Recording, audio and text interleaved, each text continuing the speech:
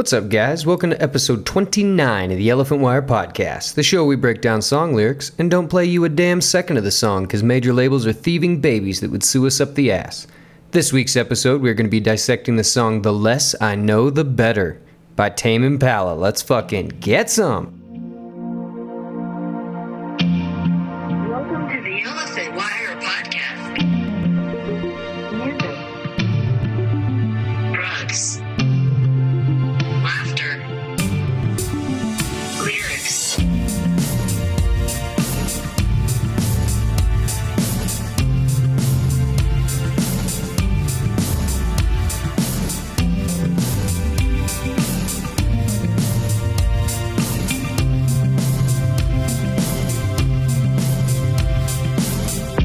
Welcome, everybody, to episode 29. We are almost halfway through this season. It's a very, very exciting feeling. I just have to say that. It's just very exciting. We got a fun one today. I've been actually listening through Tame Impala's discography for about 4 or 5 days now. Just on repeat. Just currents and just lonerism and it just every one of his albums, just back to back to back to back, just going through them. Absolutely loving it. This is one of the funkiest white boys that's out there and doing it and killing it. I was actually talking to a buddy of mine last night and we were talking about this exact topic and saying how, I mean, Jamiroquai, Beck, and Tame Impala, I mean, those are probably three of the funkiest white dudes I know of. I mean, the boys over at Joywave, they're doing a pretty damn good job. But, yeah, funky-ass white boys, there you go. Kevin Parker of Perth, Australia. Straight up fucking getting some. He's a multi-instrumentalist. I think one thing that before I go any further, I just wanted to say, as far as Kevin Parker being from Australia, one of my favorite things about Australians is how they're so blunt. They're very witty and they're very dry in their humor. And so I wanted to play a clip real quick. A good friend of ours from Australia, Kodanak, that we've spotlighted and done an interview on the podcast before. Whenever we did his interview, we were actually talking to him about different artists from Australia. And we were playing this goofy game called Keep 'Em or Lose 'Em. Like, you know, if he was, yeah, we're stoked they're from Australia. You know, oh, we don't really care that they're from Australia. They could be from anywhere. So this is whenever I asked him about Tame Impala. We're just having a good time. Yeah. All right, here's another one for you. Tame Impala. I've got a lot of friends that really love them. I haven't been, not that I'm not a fan, but I haven't listened to a lot of their stuff, and the stuff I have heard, it's pretty interesting. That's how I'll describe it. So, I mean, we'll keep them. We'll keep them. Yeah, we'll keep them. Because they're very massive in Australia. Yeah. Well, I mean, dude, like those guys are, I think it was Lollapalooza, like not too long ago here in the U.S. Yeah. I mean, they were one of the headliners one night. Those guys are. Oh, they're headlining the world. It's pretty crazy. Like I said, I love just how straight and to the point. Like, I don't really listen to their stuff. Anything I've heard, I like it. We'll keep them. Kodanak, good man over there in Australia. But yeah, Kevin Parker is the man whenever it comes to Tame Impala. In an interview, Kevin was actually asked if he considers Tame Impala a rock and roll band. And, you know, I kind of understood the question in a way. You know, the interviewer was trying to, you know, maybe trying to steer the conversation toward getting, you know, Kevin to say what genre Tame Impala actually is. And, you know, like I said, I kind of understood the question, but at the same time, it's a very, very weird question. And Kevin has this just shit-eating grin on his face. And his response was incredible. He goes, no, because we're not rock and roll and we're not a band. And it's true. I mean, like, because right after he says that, one of the cats that performs with him, that was sitting in on this interview as well, pipes up and he goes, even before Tame Impala was a so-called band, it's Kev's recordings that got picked up, and he says, here's what we're going to play, and it kind of appears as a band to the outside eye. And that's exactly what it is. I mean, Tame Impala when they tour as a 5-piece band, but Kevin writes everything, he records everything, he masters everything, he produces everything, he engineers everything. Kevin sits in either in his house or in a studio, and he creates an entire album and then gets 4 buddies to go on tour with him. And they have absolutely nothing to do with the recording process. And I absolutely love it, because when you're listening to Tame Impala, so many times, like especially on this podcast, just because of what it is, we end up putting so much emphasis on the songwriter, or the whoever wrote the lyrics or whatever it may be. And you forget that like there's an entire band that's involved in the writing process, however big or small. Well, whenever we take Tame Impala, for instance, that's not the case. This is damn near a solo project, pretty much, that Kevin's taken some cats on the road with him. And a lot of that stems from kind of his upbringing. He grew up in a house. He grew up with his dad and stepmom in Perth, Australia, and he grew up with his dad being a bit of a closet musician. His dad was an accountant, but there were instruments all over the house. There were records all over the house. Just music was constantly going on in their home. And he kind of learned from his dad, like how influential music is, and really just realized how influential music was going to be on the remainder of his life. And that being said, by the time he was 13, he was rather proficient in drums and guitar. And he at that same time, at that same stage for himself, he really started to kind of, I guess the best way to say it would be like he started to develop this almost like rock and roll image for himself. It's like started smoking pot, started shoplifting, just like your standard, just like rock and roll lifestyle kind of thing. And one thing that I wanted to bring up here just really quickly is, Tame Impala, like, Kevin, whenever he's writing music for Tame Impala, he writes his songs centered around the bass line. That's, if it's not the first thing that he writes, it's, in his mind, it's the most important aspect of the song. And it's very interesting seeing as how his two main instruments that he plays are guitar and drums. Those are his two main instruments. But when he writes music, he writes it centered around a bass. And I thought that was very interesting. I think that speaks volumes about whenever we're talking about how funky a song is, and how, how much groove and how much vibe there is to Tame Impala's music. Well, there it is. I mean, the guy's a drummer and a guitar player, but he writes all of his songs centered around the bass line, because without that bass line, there ain't no groove. That's just plain and simple right there. But yeah, that's a little side note. I just figured we'd toss that in there. But as Kevin Parker got older, kind of all through his adolescence and his teen years, he really struggled with feeling accepted. And like trying to find his place. And, a lot of times when someone is so music minded, around that age, that's really when like they really start to have issues like that, where they start to wonder where they fit into society, and they start to wonder how they fit in, in this just turning wheel, this hamster wheel of life. And because of that, Kevin actually just preferred to be alone. He was a bit of a loner. And in that parameter, music absolutely became his place of escape, and I'm sure a good majority of us can say the exact same thing, that without music, that being our solace, being our place that we could go, how much different our lives would have been. And one interesting thing is, as Kevin was getting older and more music minded and more music focused, he was in a TV interview for some channel in Australia, and he was talking about his relationship with his father. And he said, "My father loves music for all the same reasons I do, the mystery and for the magic. And he told me if I choose to do music as a career, it will ruin the magic. He was genuinely concerned, but his point was, if music is what puts food on the table, it will take away the joy." And then he starts laughing and he says he was wrong, obviously.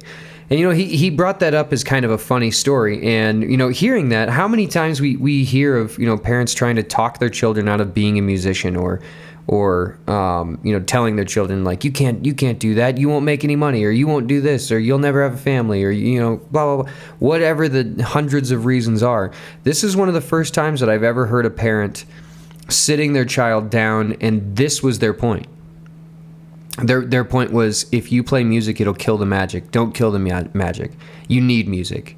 You need music to be as pure and as genuine as possible. And once it starts putting food on the table, everything will change. Now, in Kevin Parker's case, like he laughed and he said, obviously he was wrong. It didn't take anything away from it. The magic was still there. The mystery was still there. The fun, the joy, all of it was still there. But I thought that was such an interesting tidbit because, obviously his dad didn't continue to say that as the years went on. If anything, his dad may have reminded him, don't lose focus, don't lose the joy, don't lose the pleasure of music. And I think that's really cool. And it, once again, it speaks volumes about Kevin Parker as a musician. Just like when we were talking about, he's a drummer and a guitar player, but he writes his songs around bass. And then on this side, his father really, really, pushed for him to believe in the intricacies of music and the solitude of music and the joy and the mystery and the magic. That was the way music was pitched to him as he was growing up. So there was no way that he couldn't take it the direction that he could, or that he did. But let's start to dive in a little bit. The album that our song today comes off of is an album called Currents. It was released in 2015, and at one point, Pitchfork asked Kevin if Currents was a breakup album, and he said, I wouldn't say it's a breakup record in the literal sense. It's more about this idea that you're being pulled into another place that's not better or worse. It's just different, and you can't control it. There are these currents within you. That as you listen to that album, I mean, just kind of like as a brief overview, yeah, it does kind of sound like a breakup album to a degree. This song we're talking about today, I wouldn't necessarily call a breakup album. I would like exactly the way he described it. You're in a different place and it's just different, and you can't control it. Currents was, it ended up being Tame Impala's third studio album. And I, like I was saying when we first started the episode, I have been listening to his discography, like I said, for the last 4 or 5 days now. And just front to back, every song that he's written, or every song he's released, I guess. And I have to say, Currents is not only my favorite album, it is a little different than his first two. It's more along the lines of his newest album that just came out in 2020. But I have to say, there are very few albums like the album Currents that I've listened to before where it is a front to back masterpiece. It's one of those albums that, I mean, it's gonna kill it on a road trip. It's gonna kill it at a house party, a jukebox bar, or a bar jukebox, coffee shop, literally anywhere. You can throw on this album and let it play front to back, and it's going to fucking kill it. And there's very few albums that I know of that can do that exact thing. I back in the day I used to call them no skip albums. You just turn it on and just let it go, and it's so beautiful whenever you come across an album like that. And that being said, I mean, I could have picked any one of those songs off of Currents to do an episode on today. I honestly could have picked, out of all of the music he's released, I could have picked another 20 songs that would have been fantastic to do. But at some point I had to make a decision. So that's how we landed on the song we're on today, which is track 7 of 13 on Currents. Comes in about 3 minutes, 36 seconds. And first of all, that bass line. Are you fucking kidding me? The bass line of The Less I Know The Better has to be one of my favorite bass lines of all time. A close runner-up, if not just a touch ahead, would be the last track off this album. Just the bass lines on this album in general. I mean, like I said, I could have picked any song, but I picked this one, and this bass line is absolutely outstanding. The way Kevin goes about singing, his vocals, I mean, is he singing in falsetto? Is he just singing lofty? He's obviously doing a little bit of little bit of modulation in some way. I'm not entirely sure if he's running it through just guitar pedals or if he's doing something on the production end. But this song is about as just baseline foundation Tame Impala as it really gets. So I tell you what, let's fucking dive into these lyrics.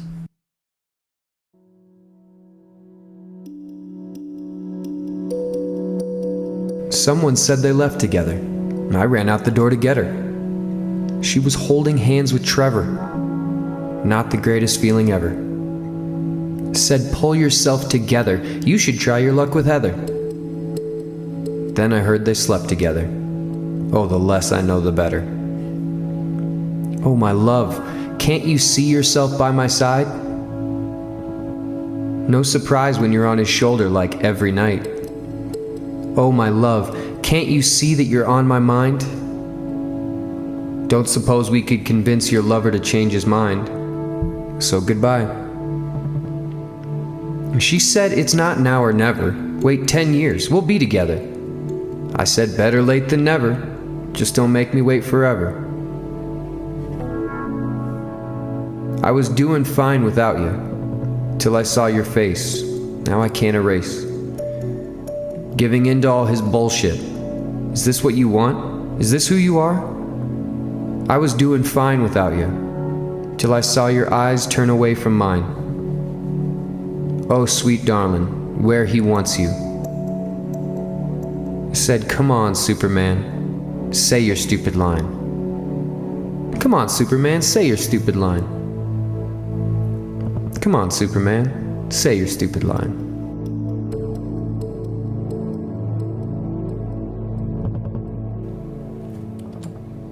I think these are definitely some of the more playful lyrics we've delved into. And honestly, it's kind of nice. You know, it really is. Because like I was saying a little bit ago, I love the way Australians have this way of being blunt and dry. And when it comes to a love song like this, it's really funny to hear the way it's gone about. I mean, this is a song about a spurned lover, a song about misconnections. So it's really interesting the way to hear the way Kevin goes about it. And before we even go just a step further, I mean, I definitely want to say, we are going to presume that Kevin is the narrator of this song, that this is a personal story from him. However, that being said, we're not entirely sure. There's a few points where we kind of are left in the dark almost about who's speaking or who was speaking or who they're speaking to or all that jazz, But let's get into it. Someone said they left together. I ran out the door to get her. The song opens mid-story, right? Like we don't know who she is, only that she is leaving the party with someone else. And then we find out instantly who it was. She was holding hands with Trevor. Now, just a quick little fun side note. Tame Impala, actually, on their website, they sell t-shirts that say, fuck Trevor. Kind of want to get one. It's fucking hilarious. And every now and again, if someone does actually wait a minute, that's a Tame Impala reference. Like, oh my God, yes it is. But yeah, so now someone said they left together. All right, so we still don't know who she is, but now we know he is Trevor. All right, so we got that nailed down. And then he says, not the greatest feeling ever. Now, I don't know if you've been here before, but this shit sucks, And given the info, the little amount of info that we have, and him running out the door to see for himself, I definitely want to note here that he doesn't say anything. Once he sees them holding hands, it's kind of it, Whether that was on purpose or whether that was out of, maybe a sheer inability to process what was happening. Whatever the reason was, he runs out the door, he sees that they're holding hands, and that's just kind of it. And this is another one of those points. This next line here is, it just starts with said. We don't know if, this is him talking to himself, like maybe he went and, he's giving himself a pep talk in the mirror. We don't know if this was someone else at the party. Because the first line was someone said they left together. Maybe right as he comes back in the house, that same person who just said, oh, she just left with Trevor. Maybe that same person says, pull yourself together. You should try your luck with Heather. Now, it does appear to be the suggestion of someone close to him. He tries to move on, and all right, he's going to try his luck with a different girl. But it seems, at the same time, let's just reference this real quick. It does seem rather unlikely that Trevor and Heather are real people, seeing as how their names conveniently rhyme in the song.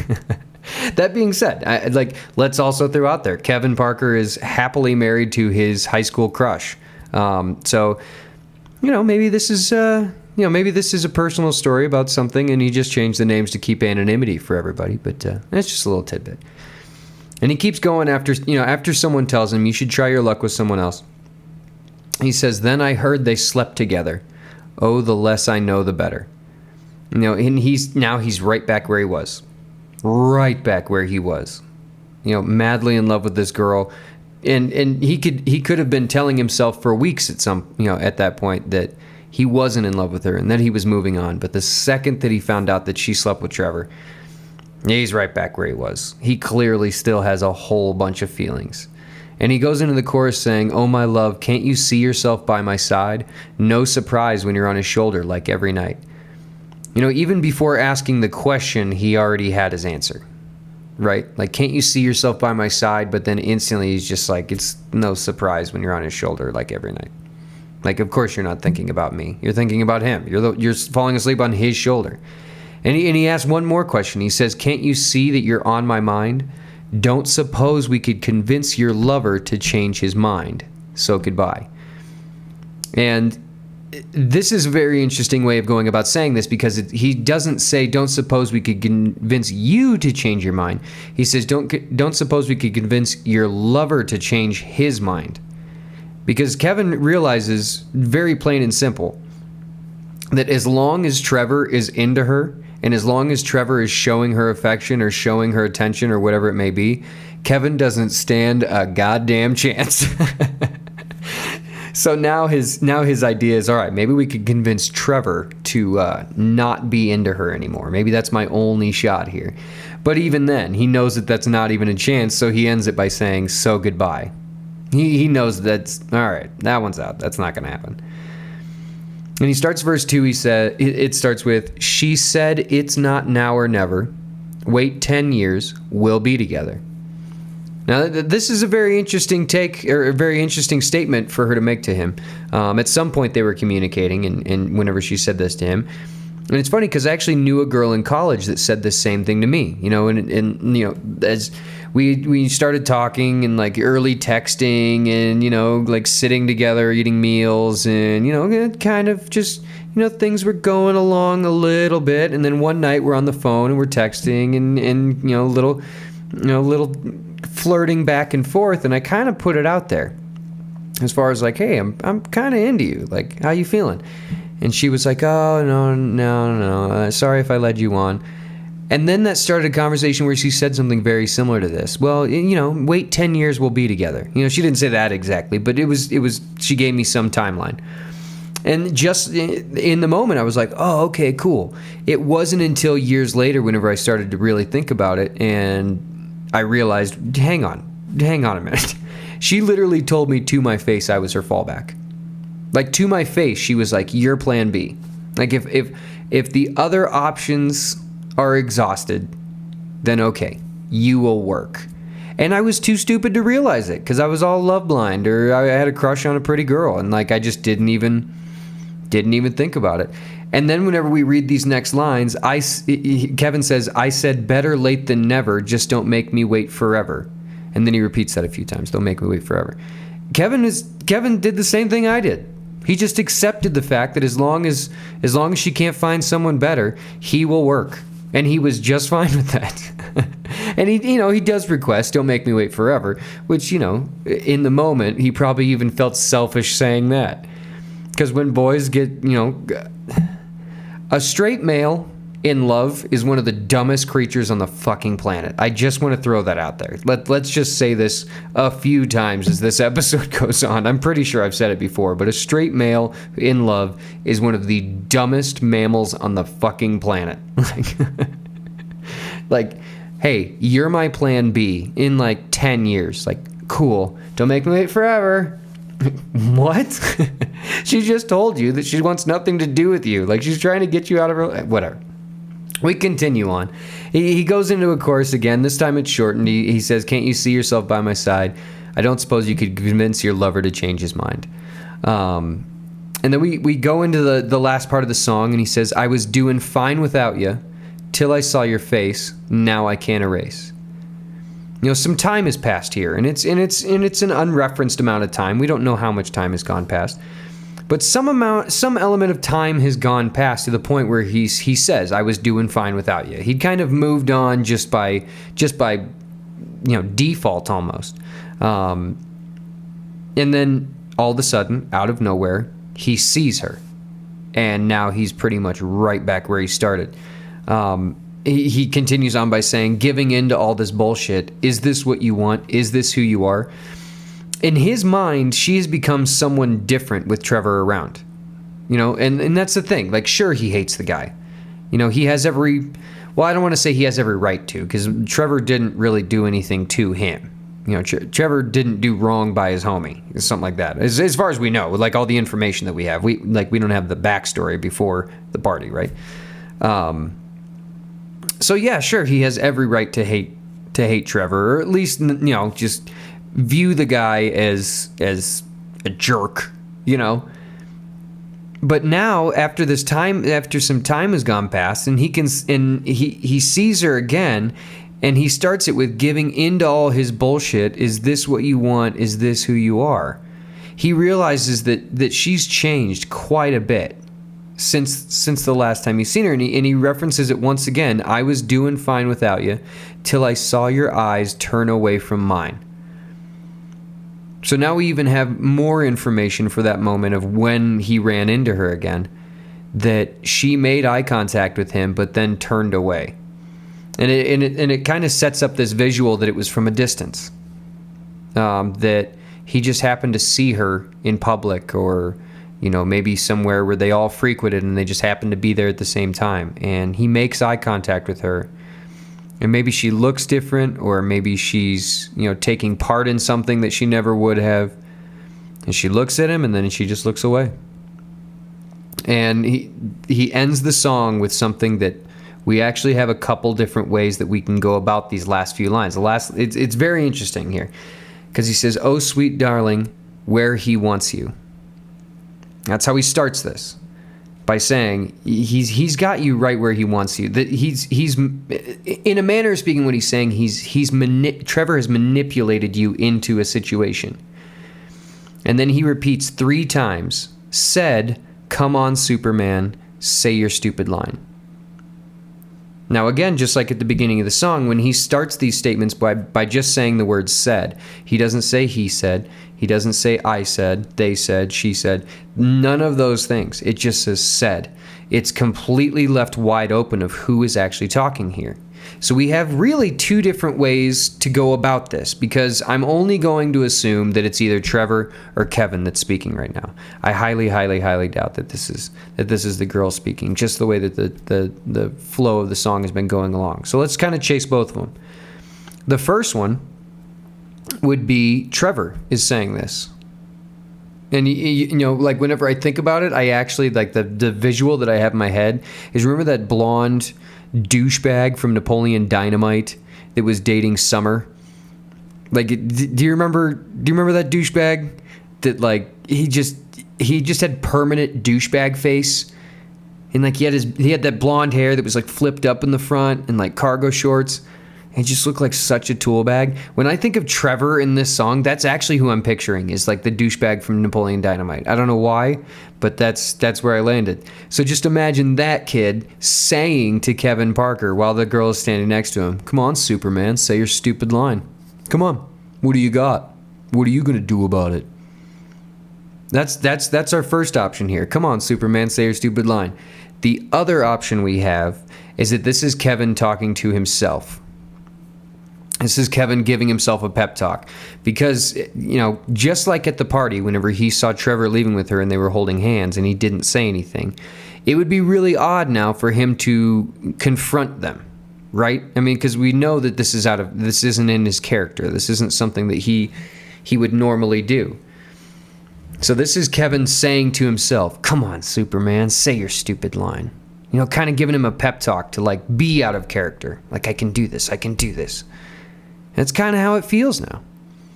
And like I said, I mean, it's a very interesting way to end the story that he's telling, because it leaves this touch of ambiguity that's there, whether he's pumping himself up, whether it's Trevor talking, whether he's daring Trevor to say something. I mean, there's actually quite a few more ways that we could take this, but if I haven't already kind of fangirled enough I am a big fan of Tame Impala. I really like the way that his storytelling and his songwriting.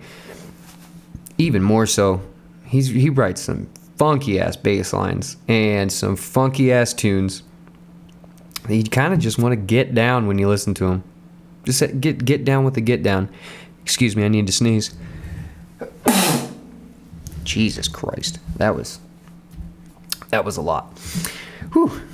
It's fucking pollen central out here in Colorado right now, and I've been doing yard work all day, so I'm surprised I only sneezed once. But all that being said, thank you, Kevin Parker, for such a beautiful song. Quite an interesting love song. You know, it's a little lighter than some of the love songs we've been doing recently. But I think it's officially time for the local band spotlight, and this week we have some cats. These are some interesting boys here. They are quite successful. They are killing it. They have an insane social media presence, and everything that I've seen and heard of them, they are absolutely going places. Like, big things are happening for them. They're called Neptune Reign. They were formed in late 2019. They are from Cheltenham, which is in England. Cheltenham-based Neptune Reign spent 2020 putting together their debut EP and responding to lockdown the best way they knew how, with entertaining online content, including fully socially distanced band playthroughs from their respective homes, impressive vocal covers, and their own internet chat show. Following the release of their debut single, If That Was Love, in July 2020, and it's subsequently being picked up by BBC Radio, Neptune Reign released the follow-up All Pain, No Gain, a song about finding hope in the darkest of times, which led to a further 4 nights on the BBC Radio evening show with Maddie Simpson. They do actually say the name of I believe it's a town, it might be a county, maybe. But it's one of those English words, like from England, that Americans are too stupid to pronounce. I apologize on that one. Gloucestershire? Gloucestershire? It sounds like a beautiful place. It really does. But anyway, the band released their debut EP, Chaos and Light, in November 2020, mixed and mastered by Krzysztof Wizorczyk. I bet it's Wizorczyk. I bet that's what it is. Anyway, the guy's the lead singer of Annie's Okay. Very, very talented young man. Super cool that it was mixed and mastered by this cat. The release truly captured the band's sound, which fuses raw emotion with authentic rapped and sung vocals, soaring synths, and distorted guitars, whilst their captivating melody hooks help to produce a stratospheric modern rock sound with a clear dynamic of light and shade in their writing style. The darker influences on their sound are evident, but the end products are a unique culmination of pain and hope expressed in a style that is unmistakably contemporary and undeniably their own. I fucking love that. What a great last line that is. I just lost it. Expressed a style that is unmistakably contemporary and undeniably their own. I fucking love it. Neptune Reign, thank you so much for being the local band spotlight this week. We're going to be posting about them all week. We're going to be adding their newest single to our local bands that don't suck playlist that we got going on.